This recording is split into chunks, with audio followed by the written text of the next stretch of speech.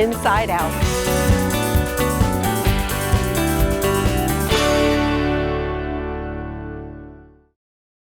Inside Out is presented by HTC. This is Life. Connect with it.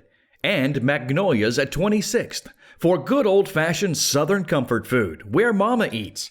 Along with the McGuire Law Firm. Be kind today and tomorrow. Welcome to Inside Out. It's one of the best months for strawberries, and so we're going to head to one of the best farms around, the Anderson family farm in Conway, to check out those red berries. Also, we're going to meet up with Susan McMillan, who's written a great new book on North Myrtle Beach. How about a new nonprofit for our community and a sculptor from Pawleys Island? But we're going to meet up with a real crazy guy, too, from Stalvey's Bait and Tackle. His name is Catfish, and boy, is he ever crazy. But right now, I hope you're hungry, because we're headed to Aner, where we're going to check out a whole new generation serving up barbecue at Radoo's. What do you say? Let's go!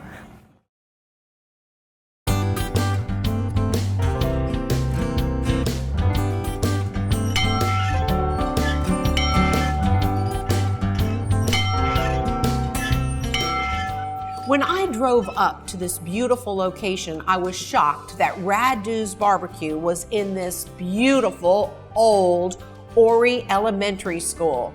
Meet my friend Lindsay Tompkins. She's the manager here at Radoo's, and y'all know that Radoo's has been in Conway for ages and ages, and now they're here in Aner, but one side of the road's Conway and one's Aner. Is that true? That's right, Diane. We are in what you call UCLA, Upper Conway, Lower Aner. Our address is actually an Aner address, but the house right across the street's Conway. You've had this restaurant now for 6 years, and shame on me for not coming here, but I did have a wonderful interview with your dad many years ago at the old Conway location, and he forced me to eat hog maw, the worst thing I ever ate.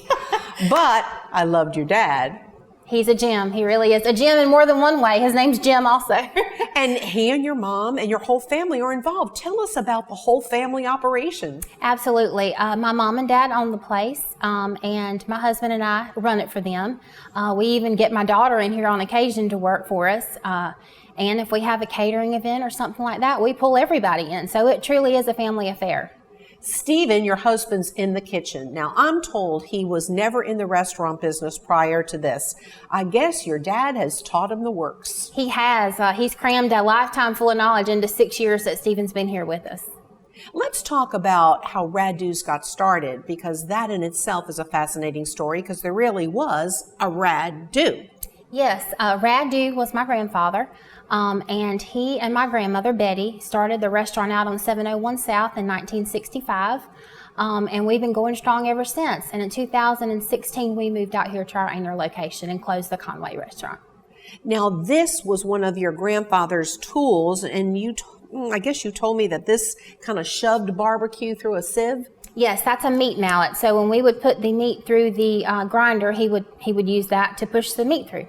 And all of his other tools are on the back wall. That's really cool. Yes, this place is full of history. It really is. Why is your barbecue better than everyone else's? Because it really is the way I think South Carolina people want to taste their barbecue. Well, Diane, we've got that vinegar-based sauce. It's actually a North Carolina style, but we also offer the tomato-based sauce. And I can assure you that everything that's made here is made with love. And I really think that when you have pride and joy in your product, that it really does show. Well, there's no doubt that there's pride and joy. I've been watching people go through the buffet, and you all treat every customer who comes here like family, because they wind up being family. They truly are. Lots of our customers celebrate our birthdays with us, our joys and our sorrows. Now, you have a fabulous catering area in the back, Lindsay. I mean, this was a school, and so there's even an auditorium. Yes, this building is about 18,000 square feet. It does have the original auditorium, and we use that today for such things as weddings. We have concerts back there.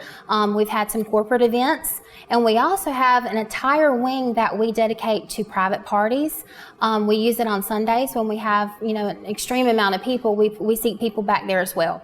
So you're open on Friday, Saturday, and Sunday. That's it.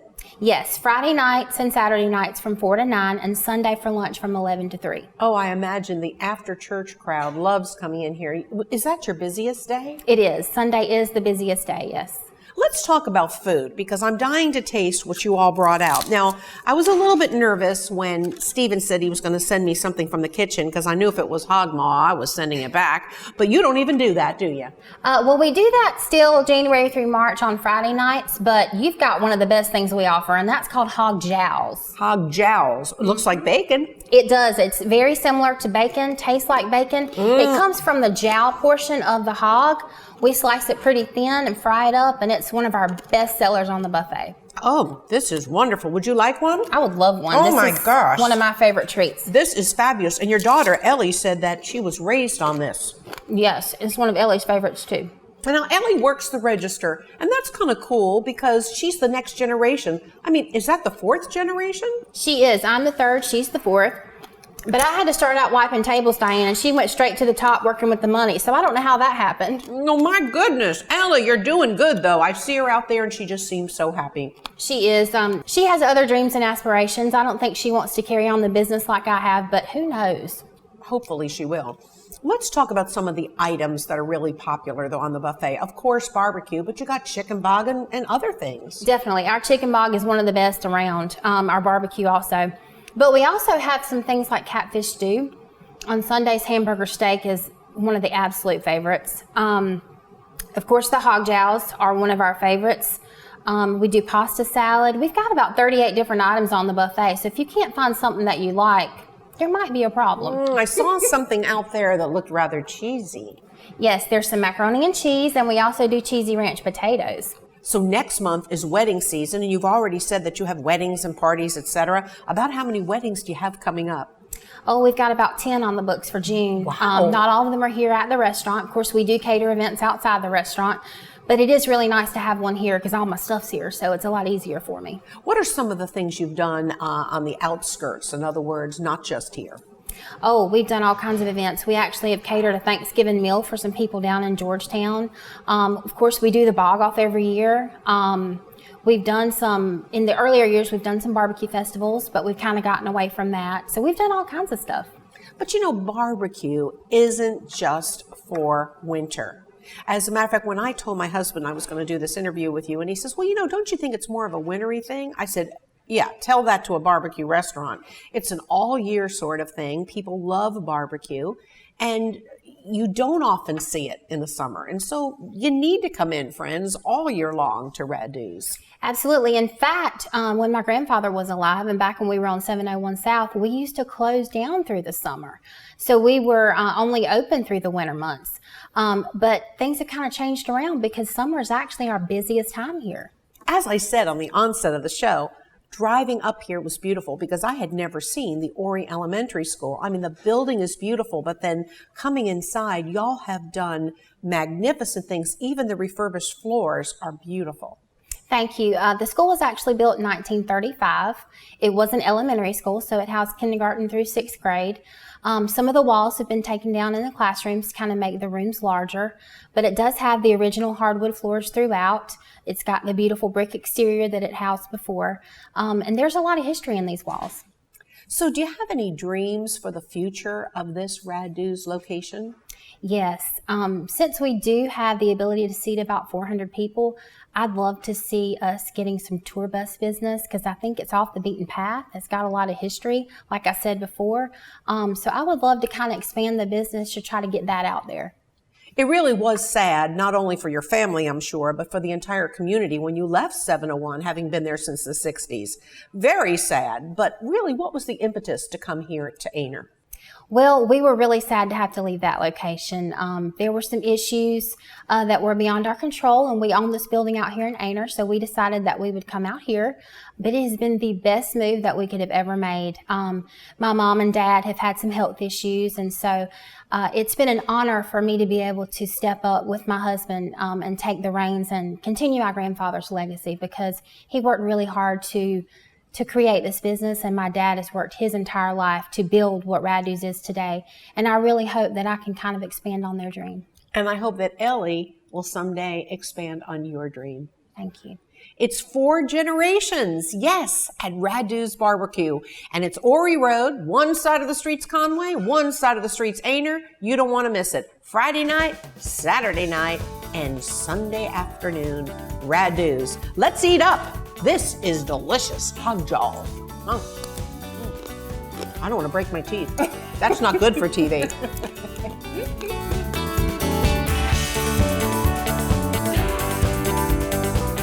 Up next, Bobby Anderson and luscious strawberries from the Anderson family farm.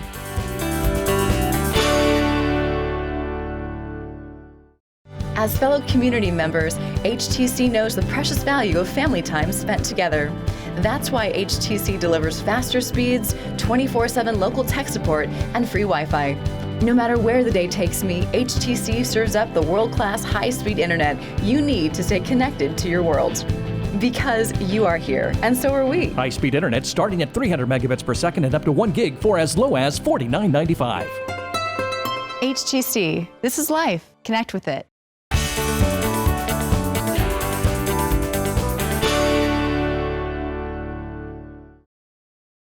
This segment of Inside Out is brought to you by Magnolia's at 26th for good old-fashioned Southern comfort food, where Mama eats.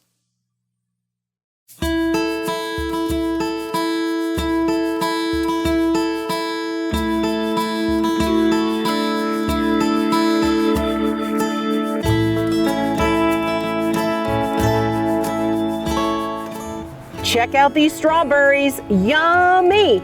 Certainly, they're from the Anderson family farm in the Good Hope community of Conway. Joining me is my friend Bobby Anderson. He's also a sponsor of Inside Out because he believes in supporting community events, and we are so grateful for that, Bobby. But Bobby's also the owner of Magnolia's restaurant, where, of course, most of the vegetables come from this farm.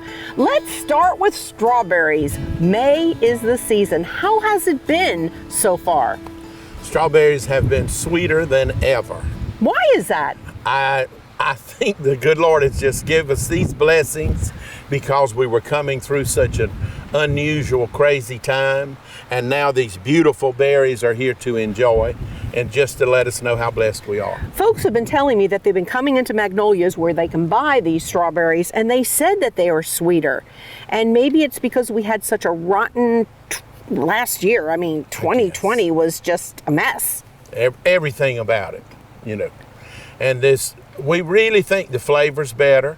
Of course, that has something to do with the seasons, and we've taken extra good care of them. I know that's good. Do you know what? It is sweeter. Delicious. What varieties are you growing here? We have 4 varieties. Over on the rows behind us, we start out with one called Ruby June, which is a newer variety that's just come out with a lot of good reviews. We planted just a few of those to try them, and I'm well pleased. Then the next variety is a variety that's been around for a while called Sweet Charlie. Those are actually my favorite. The ones in your bucket were picked special for you, and they are Sweet Charlies because Diane's so sweet. Oh, I love it. Now, then the next one here is Camarosas, which a lot of people grow those from time to time. And then the ones behind us are Chandlers. Now, I know that you grow the strawberries in a different way. A lot of farmers use a lot of stuff that's not good, but you're on the right path. Well, these are definitely as healthy as we can have them. And one of the things that we use that we think is a very good product, that's a natural product, is rosemary oil. And we use that for anything that's going on with them. And everything else, we use natural compost here from the farm. And we use everything's natural.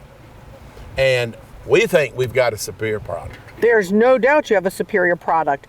And Magnolia's, of course, is the place to buy these strawberries. That's exactly People right. cannot come out and pick them. Let's make that perfectly clear. But you go to Magnolia's to buy They'll them. be on the counter, and then who knows, you might decide to have something else to eat. Oh, of course, the best buffet in town and the best deal, no question about it.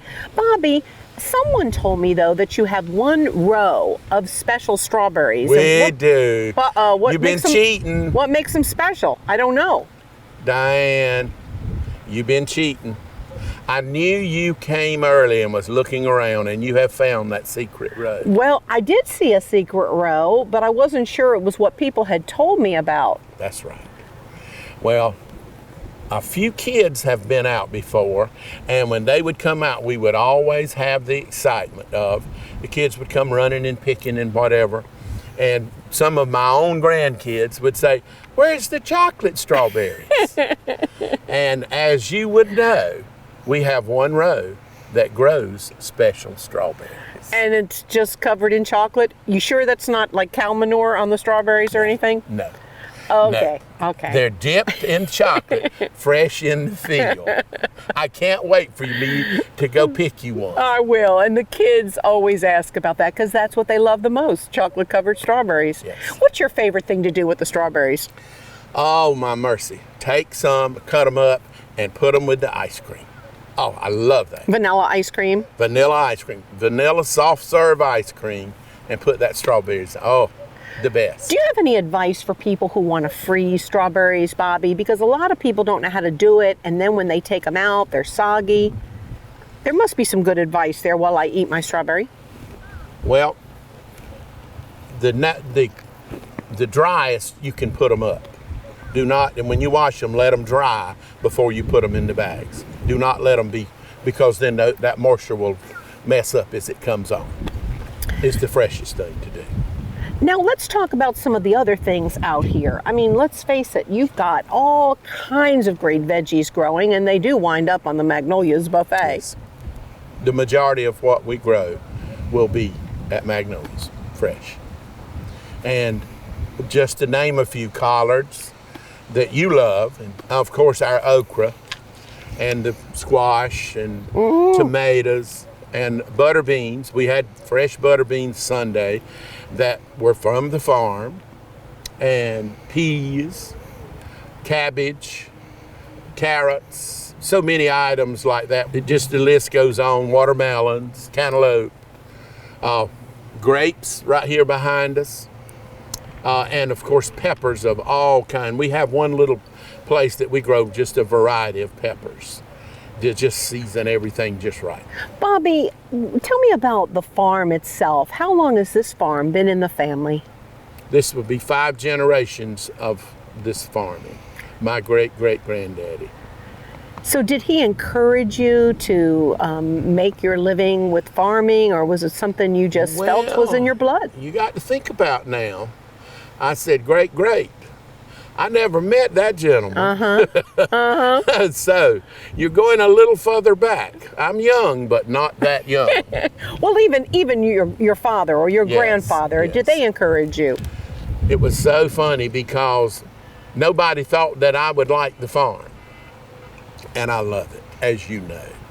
I mean, I love being at the beach, but this is my passion. Oh, and you know, meeting so many nice people at Magnolia's and us sharing memories and thoughts and just wonderful things, and just with friends like you. Is it possible that those cute little grandchildren that we see in the Magnolia's commercial are going to work this farm someday? Because a lot of kids are running from farms, sadly. I certainly hope. One of the twins is such a little country boy, and he loves the farm.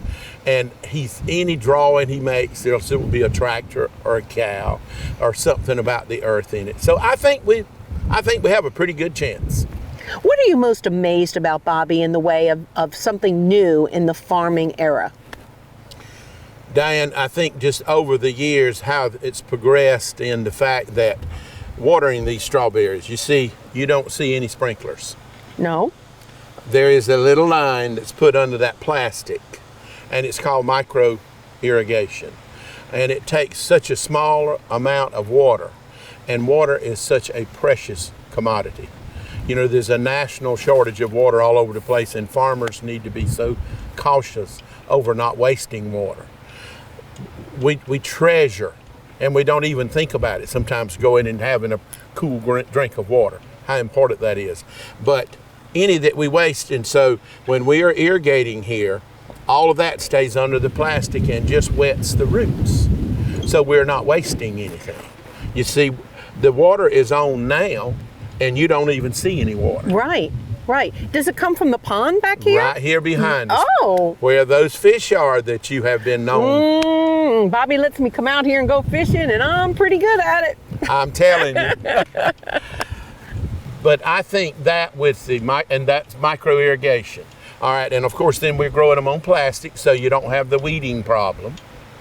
And it's just the technology of that, because Diane, you see how clean it is here. Yeah, absolutely. And they just do so well in an environment like this. I want you to pick a strawberry. We're going to toast. Not Okay. the one I bit. You pick the other one. That's a little one, Bobby. You need a big one. Well, I'm kind of choosy now. Okay. Okay. I want one there. Oh, I like this one. Okay. Come on, it's toast. Yeah.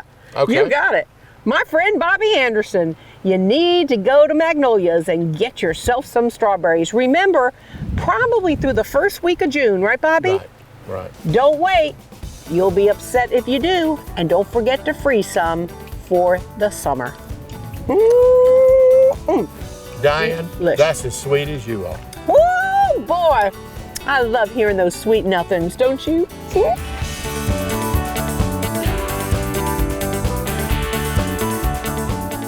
Pawleys Island sculptor Jefry Chandler comes up next.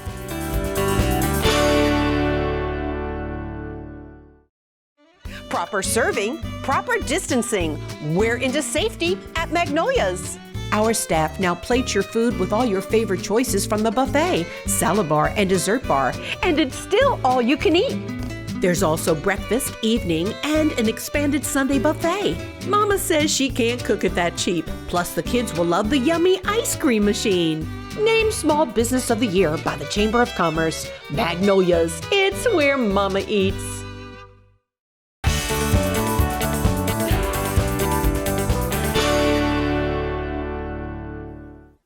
This month in Myrtle Beach at the Art Museum, you can enjoy two wonderful shows. One, the Waccamaw Arts and Crafts Guild Spring Show, which is up through the 27th, and up through the 22nd is the High School Art Show featuring students from Horry and Georgetown Counties.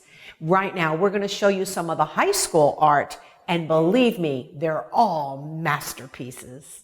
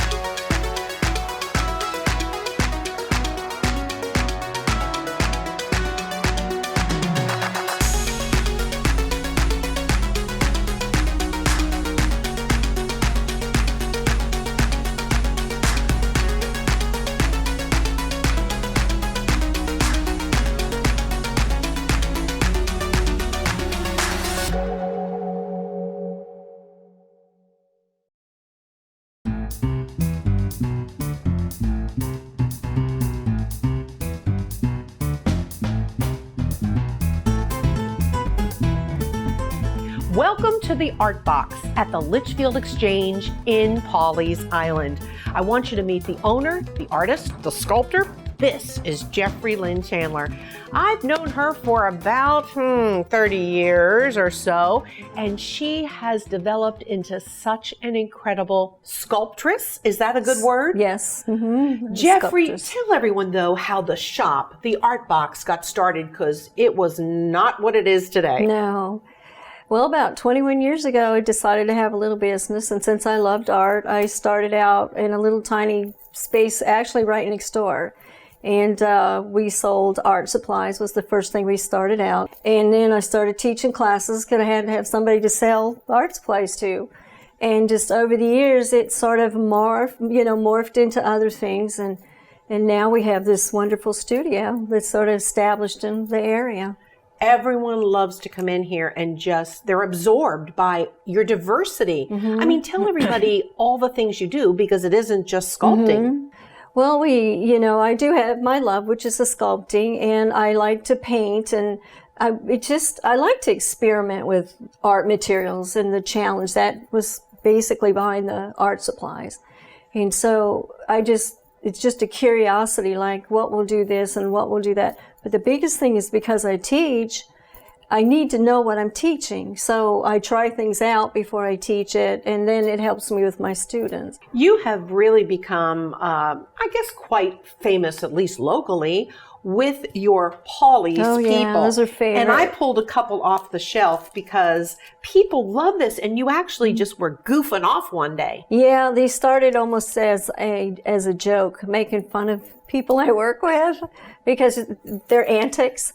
But as I got going, I started doing them based on our growing up in Myrtle Beach, because my dad was stationed here and we were down at Earl Rock. And so I remember all the little things we did, like feeding seagulls bread to get a spot on the beach because the other people would move out of the way, things like that. And so every time there's an event like an eclipse or the starfish recently, I would go back and paint something that relates to it. So that's kind of how it got going. And it's been doing them for quite a few years, though. They make great gifts, and with this being May, Mother's Day, I mean, check out the Paulie's people at the Art Box. Let's talk about sculpture, because it is your favorite thing to do. Your most recent hippopotamus down here, you said you actually did that as a learning experience, but my goodness, Jefry Lynn, you're already awesome. It wasn't so much about making the animal, it was trying to use more contrast in the sculpture. And the reason for that is because when you see it in the light, it shows up as almost like a picture. So if you took a flat picture of it, you could see the eyes and the nose and the mouth because of the dark areas in it. And so I was real weak in that area before and had been reading some different art books and found a different artist that was working with us. And so I read it up and I thought, well, let me try this. And so I worked real hard on this piece to get the contrast and everything. And so I was real pleased with it, even though it's a tiny little thing, but it was basically an experiment, which is a lot of art I do is a learning process. Well, the hippopotamus is adorable, but so are the pieces in the window. The big horse head, oh my goodness, that's just wonderful, Jefry Lynn. Well, I did that one early on when I was teaching over at Brookgreen. We had a introductory class in Brookgreen, and we all decided to do these major projects. Well, that was mine. I had help casting it, but it's something I sculpted. You have to be thrilled to be at Brookgreen amidst all that beautiful sculpture. Is Anna Hyatt Huntington one of your favorites? Absolutely. Absolutely. Do you feel her spirit when you're there? Absolutely, yes. Yeah, I go over there and then it's a wealth of information for anybody that sculpts. Because when I go over there and I'm having an issue, like how do I make a base or how do I do this? You just go over there, so many visual examples. So it's like problem solving over there because it's just beautiful. You do some great portraits too, and there's some up here in your front window. And that makes me want to ask you about commissions. Do people come to you and say, can you paint my pet? Can you paint my wife? I don't do as many as I used to because I'm sort of busy with other things in the shop. But I do commissions every once in a while. Somebody will bring me something and I'm getting excited about painting it. But yes, I still do commissions. You've gotten into something new too, Jefry, that I'm excited about, and it's restoration. But not just restoring old paintings, you restore old sculpture. I do. It started with just the paintings, patching a hole here and there. But because I'm a portrait artist, I can paint in. And so I use the skills from being a sculptor and a painter to fix, broken objects. Sometimes it's simple as just a coffee cup, and then sometimes it's, a piece of sculpture that's 300 years old, or a piece of pottery like that with cracks in it, and then you can build it up, and sometimes you have to make little molds of objects that have been broken off to replace them. So it's really challenging. Each piece is in itself a puzzle, because there's no one way to do it. You have to look at it, figure out how to fix it, what materials to use. And because the background is having an art store at Art Supplies, I've learned how to use lots of different products. And sometimes I mix them together and come up with something new that works really well. It's just like experimenting. It's like a mad scientist sort of situation, except it's an artist. And it's fun. Mad scientist. I like it. Mm-hmm. I see frames around the shop. Now, is that just for your own use, or do you do framing? No, we do framing. We started out doing framing in the very beginning of the business, and we still do. So you just bring your stuff in framing. And we also restore them. There's a lot of, people have the really old frames, and sometimes they're broken or chipped or missing pieces. And so I do restore all that. Now, as I look around too, I see some art that really enlivens me, because it's eclectic and it's contemporary and it's fun. Mm-hmm. And is this something that you just kind of set out to do just to kind of get your frustrations out? Absolutely. I mean, look at that. That's terrific. That's exactly what they are. There's no rhyme or reason. You just lay out tubes of paint and you just take a brush and just paint. You don't even think about it. But you can feel the energy in it. Yeah, you're really excited. I think when you try too hard to paint, you lose that. But if you just paint and just don't think, that's when you really release your energy into your painting, and it really shows. It shows. And you usually look at them and you're like, yeah, I remember how good I felt when I painted that. It's just an energy release, because everything else is so time-consuming and intense. Like when you're doing restoration or sculpture, a lot of times it's very intense. So that is how you just get it out of your system. The mad scientist once again. Yeah, excellent. Yeah. Mm-hmm. Now, I also know that you have a possible sculpting class coming up this summer for adults, and it really depends on how many people sign up. So if we have any people out there who are interested in learning sculpting, what kind of a class is it? How long does it last? It's going to be, I'm going to try to keep it a small class.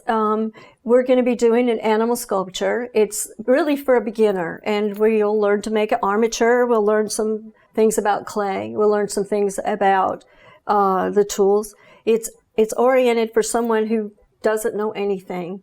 And so we'll go over all the different things about being a sculptor, so they can go home and work on their piece.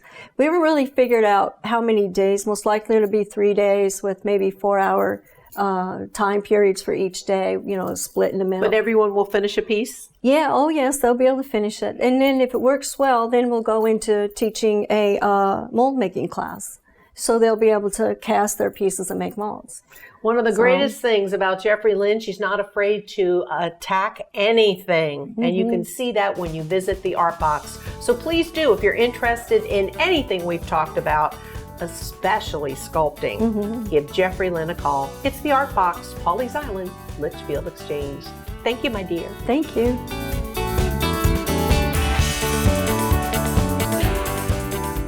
After this break, a man named Catfish with some great fishing advice.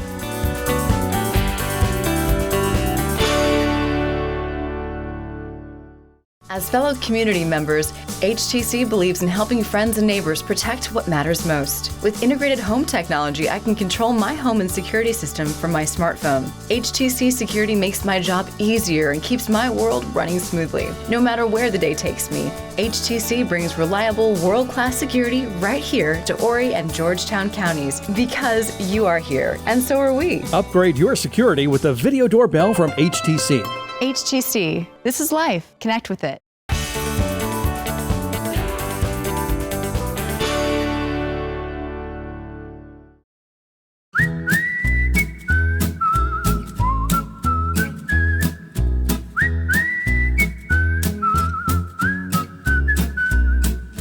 Let's go fishing, cause the fish are biting. Howdy, everybody. I'm here with Ronald from Stalvey's Bait and Tackle.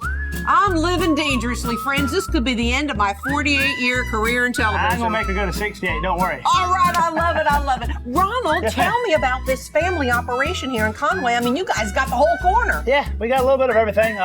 This is my little specialty: fishing, saltwater, inshore, freshwater, inshore, saltwater, offshore. I mean, pretty much everything. If it involves fishing in the ditch, catching crawfish, catching anything, that's what we love to do. But there's Just some fishing. more family businesses around you. Oh yeah, you can get we got a bar next door here.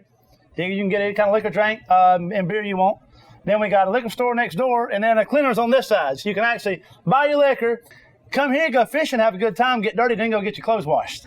Well, I'm telling you, it's just your choice. Yeah. But I fell in love with this shop not long ago when we were going fishing and we needed crickets and we needed worms. I mean, you got everything Oh, here. yeah.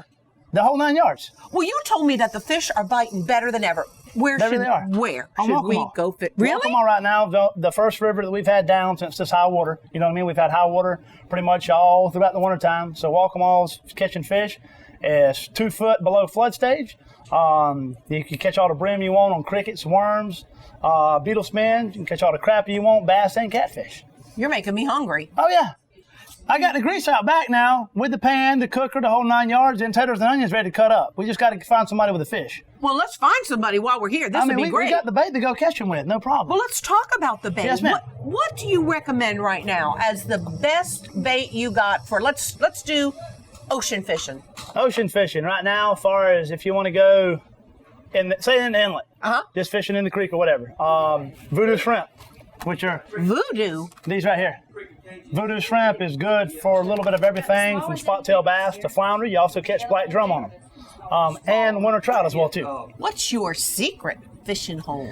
My offshore spots is between 45 miles and 75 miles offshore. Really? Oh, I'd be puking. But I got a bunch of good places in the inlet as well too.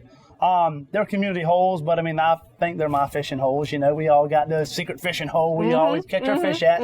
Long story short, but I got a bunch of places in Little River, Georgetown, the Great Merle's Inlet, and Polly's Island. I also have good fishing holes on the river because, as everybody knows that knows me really good, we have a river house at Savannah Bluff. How do you catch a redfish?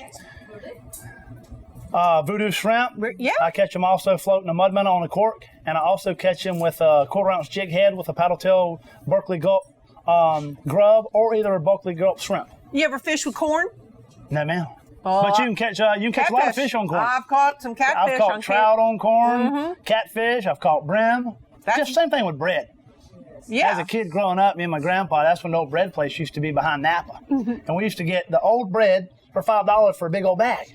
And that's how I got my nickname Catfish when I was about 7 years old. Really? That's your nickname? Really, I didn't catfish. know Yes, that. ma'am. So I'd come up here and we used to feed the catfish bread because he lived at Conway Marina at the condos down there. And I would always come up here and show off my catch, and I'd be like, them guys say, you got them? I'd be like, come here. You know, I'm the world's worst. I don't want to tell you how many I got. I want to show you a picture and let you look in the cooler yourself. Well, you know, the day that I came in here and said, who do I interview at Stalvey's? And they told me catfish, I thought they were pulling my leg. No. That That's is me. really Yes, your ma'am. name. Is Yes, this a ma'am. brim buster? Yes, ma'am. That's what you want for catching brim. The best thing. Even Yeah. better than cane pole? Oh, yeah, better than that. Because it's all telescopic. You can all put it down in one piece, and you can fold it up when you're done. You don't have to worry about that big old cane pole sticking out the back of the boat or the car. You can put that behind the seat of the car, get to a hole you want to fish, stretches out. This one actually right here is a 12-footer, and you just go fishing.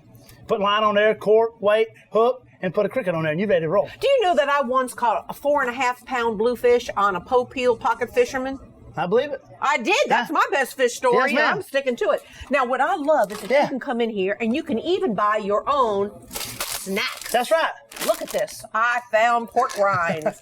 These are the famous salt and vinegar. That's the famous one. Whoa, yes, sirree. These are the way to go, and you cannot fish without them. Now, right, grab that in a cold Pepsi and you can go fishing. Have you ever caught fish with these? No, they've always been too good to fish with. Because I would have ate them before I got to the fishing hole. I love the clothing that you have. I Yeah. mean, these sweatshirts are great. Look at this. I mean, we're just getting off of them cold days, but definitely them cool mornings we still have. They're great for that. We also have what I'm wearing.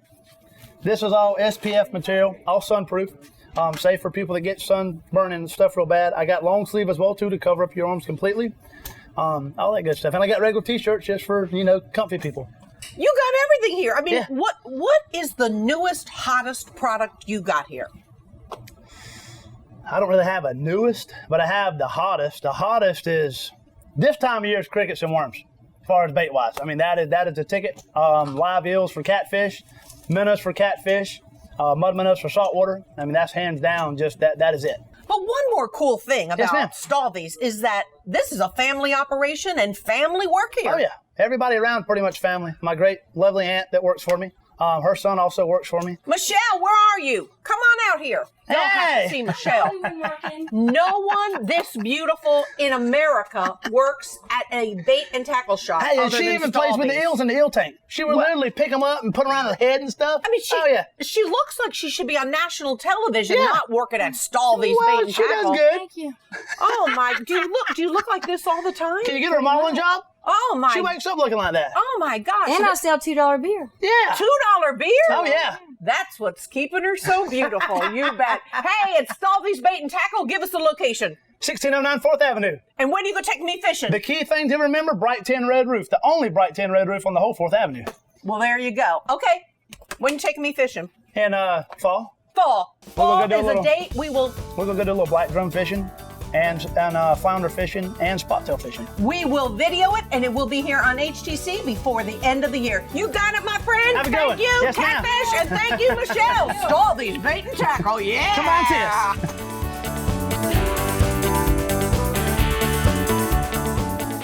After this break is the Blood Connection. Stay with us. Are you ready for the next level of TV entertainment? Thought so. I'm talking innovation. I'm talking TV game changer. I'm talking HTC TV Max. You get access to the full HTC channel lineup, live, local, and national channels, plus cool features like on-demand, cloud DVR, replay and restart TV. Ditch the DVR and save. Call 843-369-8967 today. HTC, this is life. Connect with it.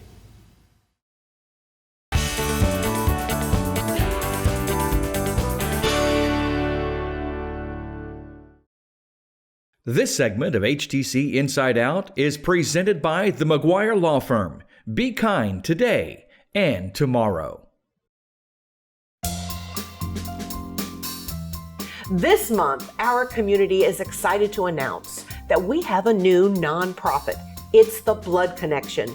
We're here at the Food Lion Plaza, used to be the Bilo Plaza, off of 38th Avenue North in Myrtle Beach. And it's this facility that will be servicing our community, Horry and Georgetown Counties. Meet Harrison Huntley. Harrison, tell us what you do here.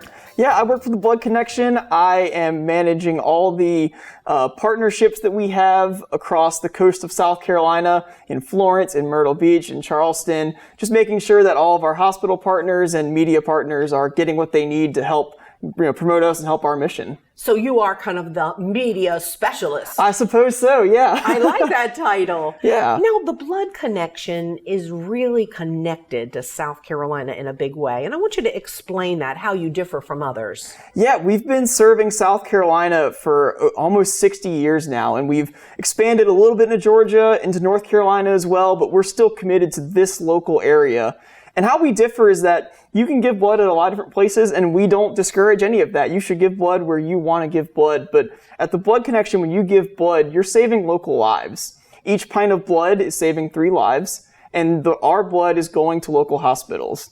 In the Myrtle Beach area, we're going to the Grand Strand Hospital, we go to Conway Medical Center, and we're going to the McLeod system.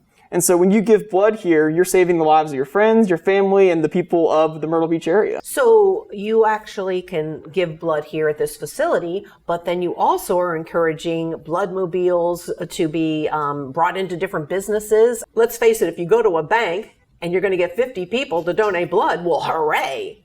Yeah, absolutely. We have a center here in Myrtle Beach. This is one of our biggest centers for sure. We have another center in Florence as well, if you're closer to that, but we also stage 2 buses out of this center and 2 more out of our Florence center that go all over the place. And so we want you to go on our site and try to find a drive, or if you want to help us host one, that'd be great too. Let us know. We'd love to bring a blood bus to your business. Years ago, 30 and 40 years ago, you always heard of people just giving blood, but now it's a lot about platelets. It is. And platelets are great because they actually are helping cancer patients. And, platelets, they take a little bit longer to donate, but they can save lives just as much as whole blood can, especially with those dealing with a chronic illness like cancer. And so, me personally, I have AB positive blood, which means that my whole blood can only really go to folks of my blood type, but my platelets can go to almost anybody.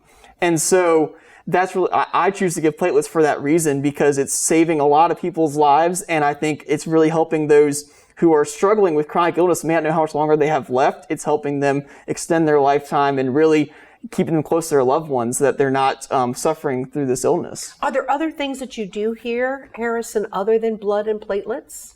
We do some plasma as well. Plasma is another part of your blood. Your blood has 3 parts, of course. You have the red blood cells, you have platelets, and you have plasma. And so in addition to just whole blood, we can also use our apheresis, our automatic machines, to take a double whole blood. So if someone has a very rare blood type, maybe like an O negative that can go to everyone, or like a B negative that is very rare, we might take a double unit so that we can save 6 lives from that unit rather than just normal 3.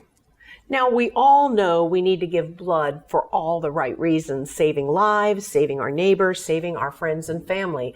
But you all have a lot of incentives, too, to really drive business here. We do, yeah. Most of our mobile blood drives will have an incentive of a Visa gift card that you can activate and spend wherever you want.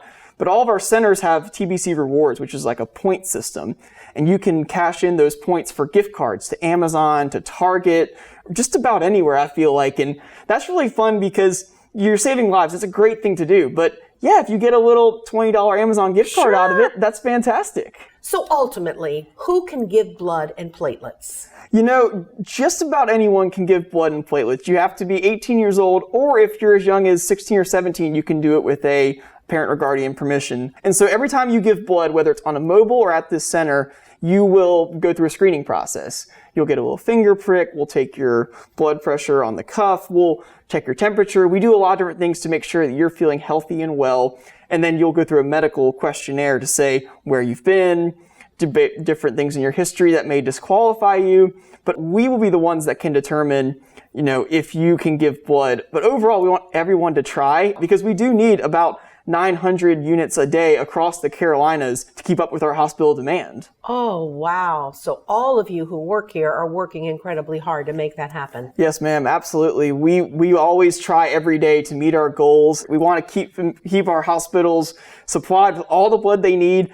And even, this past month, we had one hospital that needed 150 units for just one patient. And so when that happens, we fall a little bit behind because we don't expect that to happen all the time. But we want to make sure we have a nice, healthy supply that when that happens, we're able to provide even in extreme situations. Well, for families who have experienced the need for blood, they know how important this is. And I do, because my dad needed it in the end when he was dying of leukemia. And so I'm a big supporter of what you do. And I hope that everyone will know that the blood connection is counting on all of us, but not for them.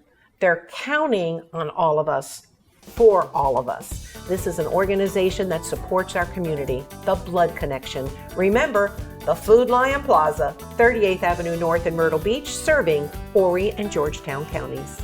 Thanks, Harrison. Thank you. Next, amazing photos from yesteryear in North Myrtle Beach. Compliments of author Susan McMillan. The bedrock principle that drives our law firm is our unyielding dedication to working for the best interests of our clients. The whole staff of the firm were very welcoming and nurturing to us. Everyone in the family was cared for. This firm has made us feel so welcome and comforted, stepping us through and making us feel like family. We will take care of you and make sure that you're treated fairly and treated properly.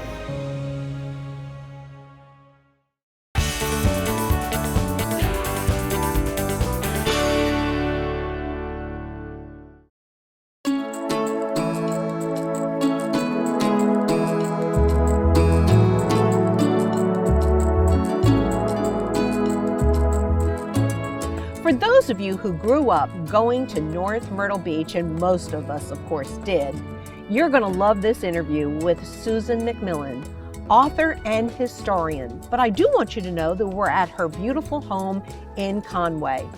And so, how did a Conwayite get to do a book on North Myrtle Beach? Thank you. It's my childhood playground is what I think best describes it. My parents had a house at Ocean Drive almost from the time I was born until Hazel in 1954, and it was demolished. And they replaced it with a house at Cherry Grove Beach, and that lasted until I was in college. And so when I finished college, I moved the next week to Myrtle Beach. I knew where I wanted to live. I bet you did. On the Strand. Now, this is not your first book with Arcadia. Let's back up for a moment before we talk about your wonderful new book that's coming out this month. Tell me about some of the other books you've done with them. Well, Diane, I did Myrtle Beach and Conway in vintage postcards. And then I did one called Georgetown and the Waccamaw Neck in vintage postcards. I went back to Myrtle Beach and I did an Images of America book on Myrtle Beach. And then I did a McClellanville book with Images of America series. And more recently, an Images of America Conway book. And now North Myrtle Beach. And then, of course, just a couple of months ago, you came out with a book along with Linda Ketron and many other authors and put together an entire series of information on Sandy Island. That's right. That was a fun history project that was a little different from what I normally do. But I love these kind of books that you've done. It takes you back because you've accumulated photos that people have never seen or haven't seen in many years. Right, and they're just fun to share. A lot of people have sentimental feelings about their time spent at the beach, and so I try to help them enjoy that again, recreate it with the images. Let's talk about some of the things you found most intriguing. Let's talk about 1968. Well, 1968 was the very controversial consolidation, and it worked out, I think, for the better. It was the best thing for the beaches to consolidate. The separate governments created a lot of overlap of responsibility and cost, and so I think it's been a good move for North Myrtle Beach, and the fact that they've gone forward and grown as much as they have validates that. You mentioned that your family lost their home in Hurricane Hazel in 1954, but so did many people. It was devastating. Almost everybody on the ocean front and second row. It was one of my earliest childhood memories, was being there the day after Hazel. I just, I'll never forget it. I mean, this house is all in splinters. It's just unbelievable. Yes, in fact, the one on top, that's the old pavilion, the OD pavilion. Oh my It's goodness. even got pavilion painted on the shingled roof. Now I see that. So that airplanes could fly over and know where they were. It was very dramatic, and a friend of mine who's done a photographer friend, Ann Malrich, who's done a lot of work with Hugo pictures, Hurricane Hugo, said that working with these pictures, she thought that Hugo was not as bad as Hazel was. It was just an earlier time and there wasn't as much publicity wrapped around it. But she thinks that Hazel was worse? Hazel was a worse hurricane. Yeah, you know, having lived here as you did during Hugo, and then having interviewed people from Hazel, no, I think Hazel was far worse, especially since they didn't have the news media to tell them it was coming. They had Merlin Bellamy, though, banging on their door. He did a great job. And you can't ever mention, I just choking up thinking about it, you can't mention Hurricane Hazel without mentioning what a hero Merlin Bellamy, the police chief, was at that time. He certainly was. He went door to door and got the last remaining people out of there, and probably saved their lives as a result. So many people, of course, over the years have been fishing in North Myrtle Beach. It was always like on the Grand Strand, the place to go fishing. But this was some catch here. Tell us about that. That was a world record catch. And the record stood until about 4 years ago. And I think had they gotten that shark to the scales the day they reeled him in, he'd still be the world record shark. But nobody had ever had a need to weigh something that heavy, and it took them 24 hours to find a scale where they could weigh him. And by then he dried out a little. He had lost a lot of fluid by then. The growth of golf was pretty incredible too, It was. And a boost of tourism for North Myrtle Beach. Are there some pictures in the book that pertain to that? Oh yes, of the courses and players and that kind of thing, definitely. And you can't talk about North Myrtle Beach without adding the word shag into the sentence. Oh yes, yes. They're passionate about it. And SOS, the Society of Stranders, solidified that as being a North Myrtle Beach phenomenon. And so that, yes, that will carry on once we get through COVID and things are back to normal. You've passed on so many great photos to me. What is this one about? This is one of the early channel lots at Cherry Grove. Oh, I see that now. They cut. And that was a inspiration of a group of businessmen who went to Florida and saw what Florida had done with their wetlands, creating more waterfront lots where boaters could park their boat at their front door. And here's a photo I've never seen before. What's the story about all the presidents? Well, that's 11 presidents that enjoyed the use of the USS Sequoia, and that was the presidential yacht that when it was retired by the presidents, it came to North Myrtle Beach, to Ocean Drive, and was enjoyed for 2 years as a tourist attraction. Whoa! And the William Hussey family was responsible for bringing it.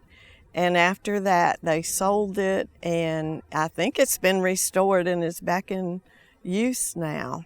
But one more question before we wrap it up.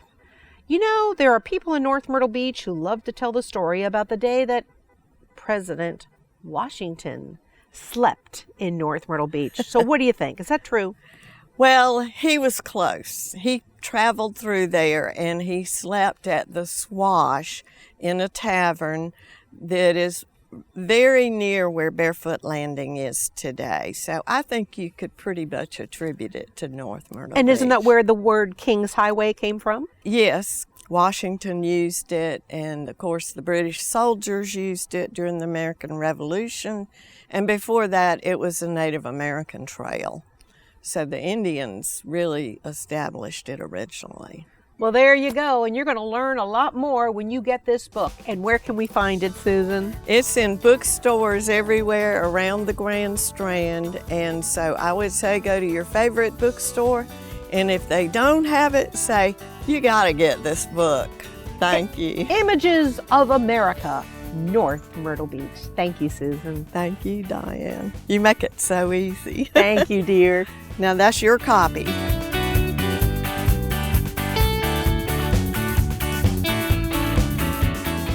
Talk about horsing around? Next month, we'll meet a man who knows more about horses than anyone else in our community.